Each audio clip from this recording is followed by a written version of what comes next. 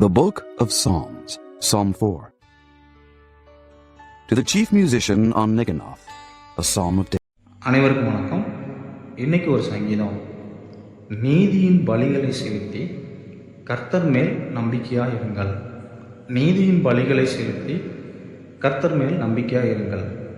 நமக்கு பழி வாங்கணும்னு தோணும், நிறைய கோபம் இருக்கும், நிறைய எரிச்சல் இருக்கும். அந்த நேரத்தில் சங்கீதக்காரர் தாவீது சொல்கிற ஒரு வசனம், நீதியின் பலிகளை செலுத்தி கர்த்தர் மேல் நம்பிக்கையாக இருங்கள். அது மட்டும் சொல்லலை, நீங்கள் கோபம் கொண்டாலும் பாவம் செய்யாமல் இருங்க. உங்கள் படுக்கையில் உங்கள் இருதயத்தில் பேசிக்கொண்டே இருங்க, பாவம் மட்டும் செய்யாதீங்க. பக்தியுள்ளவனை கர்த்தர் தமக்காக தெரிந்து கொண்டார் என்று அறியுங்கள். நான் கர்த்தரை நோக்கி கூப்பிடுகையில் அவர் கேட்பார், அவர் பதில் கொடுப்பார். நான் கர்த்தரை நோக்கி கூப்பிடுகையில் அவர் எனக்கு பதில் கொடுப்பார். அது மட்டும் சொல்லலை, சமாதானத்தோடே படுத்து கொண்டு நித்திரை செய்வேன். கர்த்தாவே, நீர் ஒருவரே என்னை சுகமாய் தங்க பண்ணுகிறேன் என்று சங்கீதக்காரர் சொல்கிறார். அது மாத்திரம் அல்ல, தானியமும் திராட்சரசமும் பெருகிற காலத்தின் சந்தோஷத்தை பார்க்கிலும் அதிக சந்தோஷத்தை என் இருதயத்தில் தந்தேன்.